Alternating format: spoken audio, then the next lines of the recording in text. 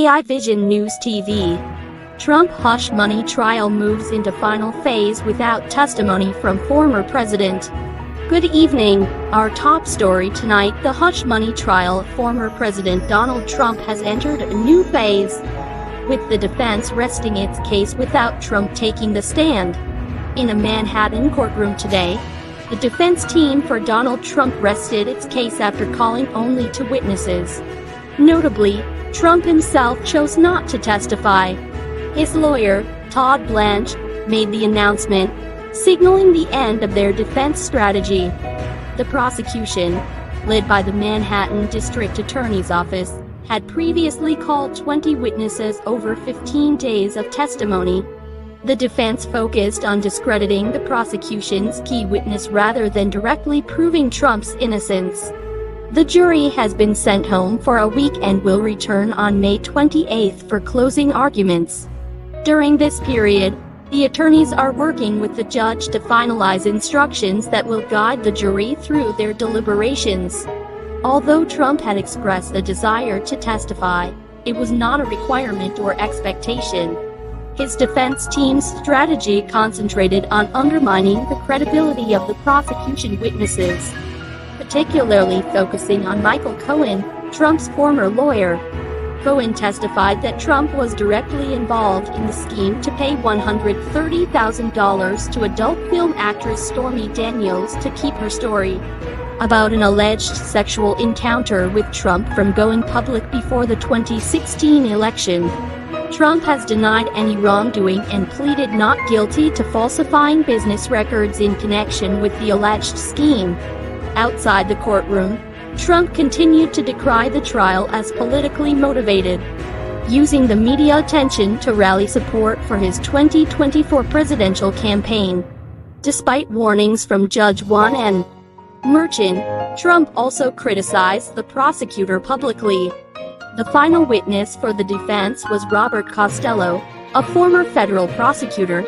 His testimony aimed to challenge Cohen's credibility, highlighting a strained professional relationship between the two. Tensions ran high as Costello was admonished by the judge for his courtroom demeanor.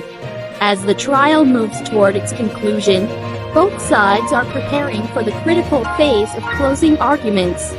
The jury will soon have the chance to deliberate and reach a verdict. Trump faces 34 counts of falsifying business records, charges that carry potential prison time. However, a conviction does not necessarily mean prison. The judge has yet to rule on a defense motion to dismiss the charges, a routine but rarely granted request in criminal cases. With the jury set to begin deliberations next week, the nation watches closely as this unprecedented trial approaches its end. We'll keep you updated with the latest developments. We turn our attention to Uvalde, Texas, where significant developments have emerged.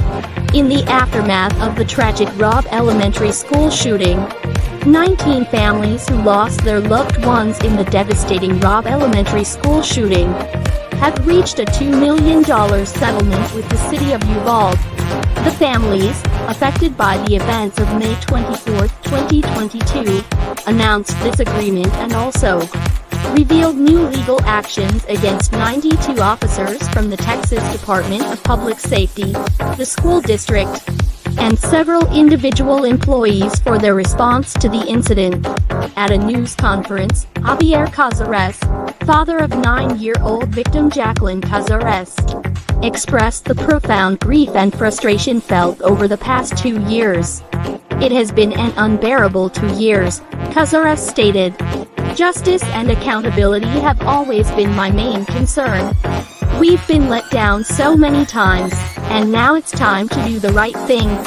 The city of Uvalde confirmed the settlement in a statement, expressing gratitude to the victims' families for working towards community-wide healing.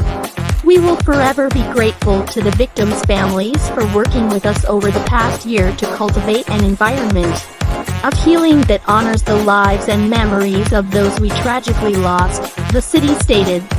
The tragedy, which saw 19 children and 2 teachers killed by an 18-year-old gunman, led to a massive response involving 376 law enforcement officers.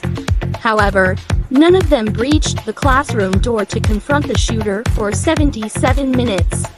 A delay widely criticized and at odds with established active shooter protocols. The settlement includes not only the financial compensation, but also several policy changes within the Uvalde Police Department.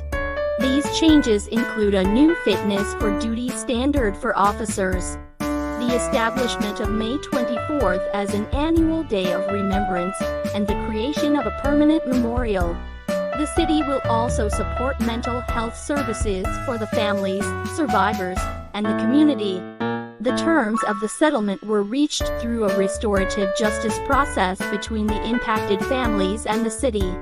Attorney Josh Koskoff emphasized that pursuing further legal action could have bankrupted the city, a result the families wanted to avoid. Veronica Luevanos, who lost her daughter Jayla and nephew Jace in the shooting, described the settlement as a first good faith effort by the city of Uvalde to begin rebuilding trust in the systems that failed to protect us. However, she also highlighted the lack of accountability from nearly 100 officers from the Texas Department of Public Safety. In addition to the settlement, the families are now suing 92 individual Texas DPS officers, the school district, and several employees for their alleged failures in responding to the shooting. Attorney Aaron Rogiers described law enforcement's inaction as a complete and absolute betrayal of the families affected. The Uvalde Consolidated Independent School District stated its commitment to supporting the community, but declined to comment on the specifics of the ongoing litigation. AI Vision News has reached out to the Texas Department of Public Safety and the DPS Officers Association for a response. This settlement and the subsequent lawsuits highlight the ongoing search for accountability and justice by the Uvalde families. We will continue to follow this story and bring you updates as they become available. The tornado carved a path of destruction more than 40 miles long. Aquila Chief Meteorologist John Porter highlighted the intensity of the storm, noting that debris was lifted thousands of feet into the air and fell several counties away from Greenfield. The impact of the tornado was felt far beyond Greenfield. Residents as far as 100 miles away found debris, including family photos and yearbook pages, scattered by the storm. In Ames, Iowa, Nicole Banner discovered a page from a Greenfield schoolbook stuck to her garage door. In response to the disaster, White House Press Secretary Karine Jean-Pierre announced that FEMA's administrator would visit Iowa. The White House has been in contact with state and local officials, offering prayers for those who lost their lives and wishing a speedy recovery for the injured.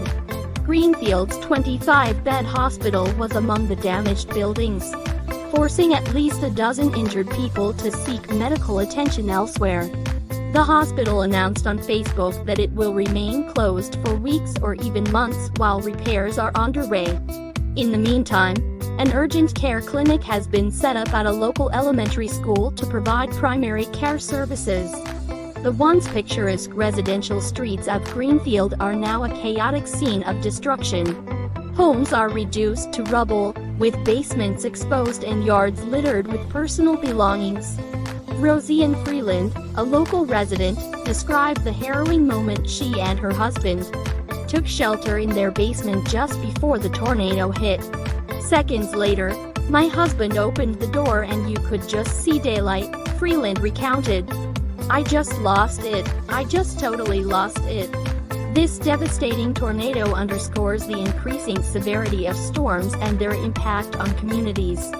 We extend our deepest sympathies to the families affected and will continue to provide updates as more information becomes available. For AI Vision News.